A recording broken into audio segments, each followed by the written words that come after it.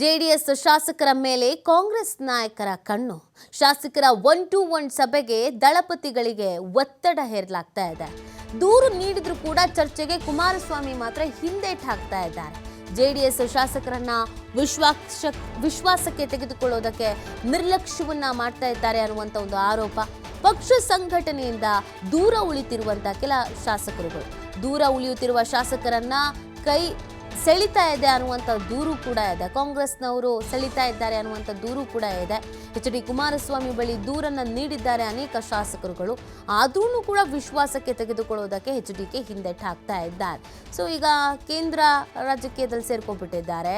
ಈ ಸಂದರ್ಭದಲ್ಲಿ ನೀವು ಇಲ್ಲಿಯದ್ದು ಕೂಡ ಗಮನ ಹರಿಸಬೇಕಾಗತ್ತೆ. ಕೇಂದ್ರ ಸಚಿವರಾದ್ಮೇಲೆ ಇಲ್ಲಿ ಹೆಚ್ಚಿನ ರೀತಿಯಾದಂಥ ಮುತುವರ್ಜಿಯನ್ನು ವಹಿಸ್ತಾ ಇಲ್ಲ ಅನ್ನುವಂಥ ಬೇಸರ ಕೂಡ ಶಾಸಕರುಗಳಿಗಿದೆ. ಪಕ್ಷದಲ್ಲಿ ಒಂದಷ್ಟು ಅಸಮಾಧಾನ ಆಗಿದೆ. ಪಕ್ಷ ಸಂಘಟನೆಯ ಕುರಿತು ಮಾತನಾಡಬೇಕಾಗಿದೆ. ಕೆಲವರ ಮೇಲೆ ಅಸಮಾಧಾನ ಇದೆ. ಕಾಂಗ್ರೆಸ್ನವರು ಬೇರೆ ಆಪರೇಷನ್ ಮಾಡ್ತಿದ್ದಾರೆ ಅನ್ನೋದ್ರ ಬಗ್ಗೆ ವದಂತಿ ಇದೆ.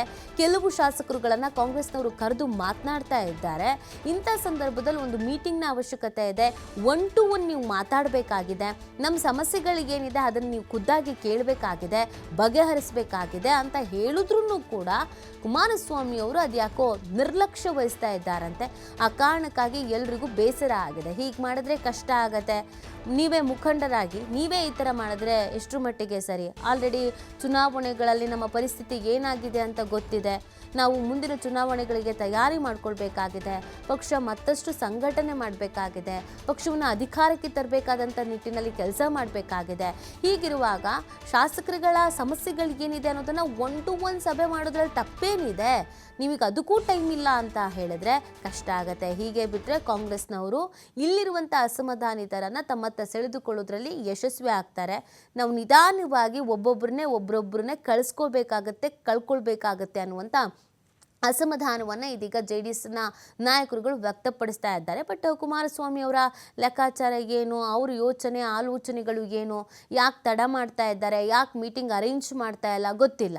ಸೊ ಇದಕ್ಕೆ ಸಂಬಂಧಪಟ್ಟಂತೆ ಒಂದಷ್ಟು ಅಸಮಾಧಾನಗಳು ಈಗ ವ್ಯಕ್ತವಾಗಿದೆ. ಇಲ್ಲಿವರೆಗೂ ಪಕ್ಷದಲ್ಲಿರುವ ಬೇರೆಯವರ ಮೇಲೆ ಬೇರೆಯವರು ಅಸಮಾಧಾನವನ್ನು ವ್ಯಕ್ತಪಡಿಸ್ತಾ ಇದ್ರು. ಆದರೆ ಈಗ ಕುಮಾರಸ್ವಾಮಿ ಅವರ ಮೇಲೆ ಅಸಮಾಧಾನ ಇದೆ ಅನೇಕರಿಗೆ. ನಾವು ಇಷ್ಟು ಹೇಳಿದ್ರು ಕೂಡ ಒಂದು ಮೀಟಿಂಗ್ನ ಅರೇಂಜ್ ಮಾಡ್ತಿಲ್ಲ ಅಂತ ಅಂದರೆ ನಮ್ಮ ಸಮಸ್ಯೆಗಳಾಗಿರ್ಬೋದು, ಕುಂದು ಕೊರತೆಗಳಾಗಿರ್ಬೋದು, ಅಸಮಾಧಾನಗಳಾಗಿರ್ಬೋದು, ಪಕ್ಷದಲ್ಲಿ ಆಗ್ತಿರುವಂಥ ಬೆಳವಣಿಗೆಗಳಾಗಿರ್ಬೋದು, ಇದನ್ನೆಲ್ಲ ಯಾರು ಚರ್ಚೆ ಮಾಡ್ತಾರೆ? ಯಾರ ಹತ್ರ ಚರ್ಚೆ ಮಾಡಬೇಕು? ಯಾವಾಗ ಚರ್ಚೆ ಮಾಡಬೇಕು? ಇದಕ್ಕೆಲ್ಲ ತಾರ್ಕಿಕ ಅಂತ್ಯ ಹಾಡೋದಾದ್ರೂ ಯಾವಾಗ ಅನ್ನೋದು ಪ್ರಶ್ನೆ.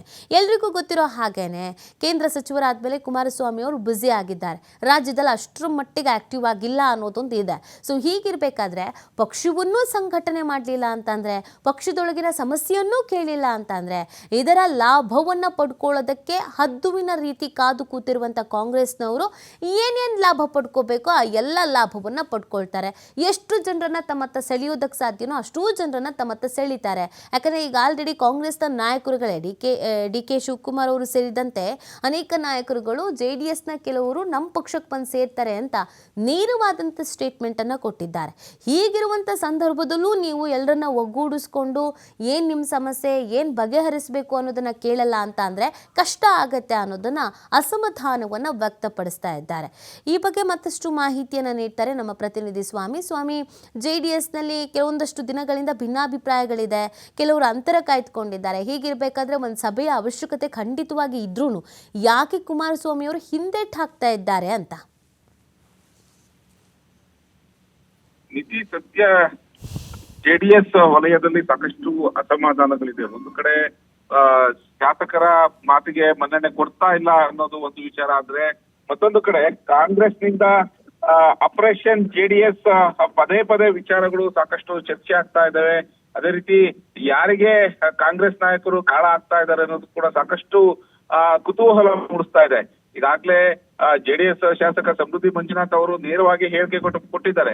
ಅಂದ್ರೆ ನನಗೆ ಒಂದು ಆಫರ್ ಮಾಡಿದ್ದಾರೆ, ಕಾಂಗ್ರೆಸ್ ವಲಯದಿಂದ ಆಫರ್ ಬಂದಿದೆ ಅನ್ನೋದು ಕೂಡ ಹೇಳಿಕೆ ಕೊಟ್ಟಿದ್ದಾರೆ.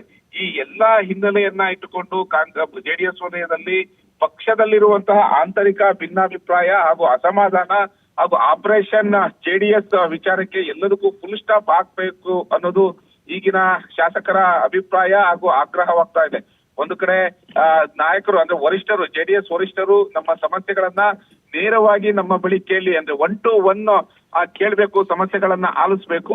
ಏನೆಲ್ಲ ಸಮಸ್ಯೆಗಳು ಆಗ್ತಾ ಇದೆ ಎಂಬ ವಿಚಾರಗಳಿಗೆ ಸಂಬಂಧಪಟ್ಟ ಸಂಪೂರ್ಣವಾದಂತಹ ಮಾಹಿತಿಯನ್ನ ಜೆಡಿಎಸ್ ವರಿಷ್ಠರು ಅಂದ್ರೆ ಮಾಜಿ ಪ್ರಧಾನಿ ದೇವೇಗೌಡರು ಆಗ್ಬೋದು ಅಥವಾ ಕೇಂದ್ರ ಸಚಿವ ಕುಮಾರಸ್ವಾಮಿ ಅವರಾಗ್ಬೋದು, ಅವರು ನಮ್ಮ ಸಮಸ್ಯೆಗಳ ಬಗ್ಗೆ ಕೇಳಬೇಕು. ಜೊತೆಗೆ ಪಕ್ಷದಲ್ಲಿರುವ ಆಂತರಿಕ ಭಿನ್ನಾಭಿಪ್ರಾಯಗಳಿಗೆ ಬ್ರೇಕ್ ಹಾಕ್ಲಿಲ್ಲ ಅಂದ್ರೆ ಮುಂದೆ ಪಕ್ಷಕ್ಕೆ ಸಾಕಷ್ಟು ಡ್ಯಾಮೇಜ್ ಆಗುತ್ತೆ. ಜೊತೆಗೆ ಇನ್ನೇನು ಸ್ಥಳೀಯ ಸಂಸ್ಥೆಗಳ ಚುನಾವಣೆಗಳು ಬರ್ತಾ ಇದೆ, ಒಗ್ಗಟ್ಟಿನಿಂದ ಎಲ್ಲರೂ ಕೂಡ ಶಕ್ತಿ ಪ್ರದರ್ಶನ ಮಾಡಬೇಕು, ಜೊತೆಗೆ ಪಕ್ಷವನ್ನು ಸಂಘಟನೆ ಮಾಡಬೇಕು. ಈ ಎಲ್ಲಾ ಹಿತದೃಷ್ಟಿಯಿಂದ ನಮ್ಮ ಸಮಸ್ಯೆಗಳನ್ನ ಒನ್ ಟು ಒನ್ ಕೇಳಬೇಕು ಅನ್ನೋದು ನಾಯಕರ ಆಗ್ರಹ ಆಗ್ತಾ ಇರುವಂತದ್ದು. ಈಗಾಗ್ಲೇ ಕೇಂದ್ರ ಸಚಿವರಾದ ಬಳಿಕ ಕೇಂದ್ರ ವಲಯದಲ್ಲಿ ಸಾಕಷ್ಟು ಕುಮಾರಸ್ವಾಮಿ ಅವರು, ಹಾಗಾಗಿ ಅವರ ಕೆಲಸದ ನಡುವೆ ನಮ್ಮ ಸಮಸ್ಯೆಗಳನ್ನ ಕೇಳೋದಕ್ಕೆ ಹೆಚ್ಚು ಗಮನ ಕೊಡ್ತಾ ಇಲ್ಲ ಅನ್ನೋದು ಕೂಡ ಒಂದಿಷ್ಟು ನಾಯಕರ ಬೇಸರವನ್ನು ಕೂಡ ವ್ಯಕ್ತಪಡಿಸ್ತಾ ಇದ್ದಾರೆ. ಹಾಗಾಗಿ ಎಲ್ಲವನ್ನೂ ಬ್ರೇಕ್ ಹಾಕ್ಬೇಕು, ಅಸಮಾಧಾನಕ್ಕೆ ಫುಲ್ ಸ್ಟಾಪ್ ಹಾಕ್ಬೇಕು. ಈ ಕೆಲವೊಂದು ವಿಚಾರಗಳು ಅಂದ್ರೆ ಏನು ಪದೇ ಪದೇ ಕಾಂಗ್ರೆಸ್ ನಾಯಕರು ಹೇಳಿಕೆ ಕೊಡ್ತಾ ಇದ್ದಾರೆ. ಅಂದ್ರೆ ಜೆಡಿಎಸ್ ನಾಯಕರು ನಮ್ಮ ಪಕ್ಷಕ್ಕೆ ಸೇರ್ತಾರೆ, 9 ಜನ ಬರ್ತಾರೆ, 11 ಜನ ಬರ್ತಾರೆ, 11 ಶಾಸಕರು ಬರ್ತಾರೆ ಅನ್ನೋ ಪದೇ ಪದೇ ಹೇಳಿಕೆಗಳು ಕೊಡ್ತಾ ಇರೋದು ಎಲ್ಲೋ ಒಂದು ರೀತಿ ಪದೇ ಪದೇ ಪಕ್ಷಕ್ಕೆ ಮುಜುಗರ ಆಗ್ತಾ ಇದೆ. ಜೊತೆಗೆ ಯಾರು ಹೋಗ್ತಾರೆ ಅನ್ನೋ ಒಂದು ವಿಚಾರಗಳು ಸಾಕಷ್ಟು ಚರ್ಚೆ ಆಗ್ತಾ ಇದೆ. ಹಾಗೆ ಈಗ ಸದ್ಯ ಇರುವಂತಹ ಒಂದು ಅನುದಾನದ ವಿಚಾರಕ್ಕೆ ಸಂಬಂಧಪಟ್ಟಂತೆ ಹೋದಂತ ಸಮಯದಲ್ಲೂ ಕೂಡ ಕಾಂಗ್ರೆಸ್ ನಾಯಕರು ಗಾಳ ಹಾಕುವಂತ ಒಂದು ಸಾಧ್ಯತೆಗಳು ಇದೆ ಅನ್ನೋದು ಜೆಡಿಎಸ್ ವಲಯದಲ್ಲಿ ಸಾಕಷ್ಟು ಚರ್ಚೆ ಆಗ್ತಾ ಇದೆ. ಹಾಗಾಗಿ ಎಲ್ಲದಕ್ಕೂ ಫುಲ್ ಸ್ಟಾಪ್ ಹಾಕ್ಬೇಕು. ಹಾಗಾಗಿ ಜೆಡಿಎಸ್ ವರಿಷ್ಠರು ನಮ್ಮ ಸಮಸ್ಯೆಗಳನ್ನ ಕೇಳಬೇಕು ಅನ್ನೋದು ಕೂಡ ನಾಯಕರ ಆಗ್ರಹ ಆಗಿರುವಂತದ್ದು. ನೀತಿ. ಓಕೆ, ಥ್ಯಾಂಕ್ ಯು ಸ್ವಾಮಿ ತಮ್ಮೆಲ್ಲ ಡೀಟೇಲ್ಸ್ಗಾಗಿ.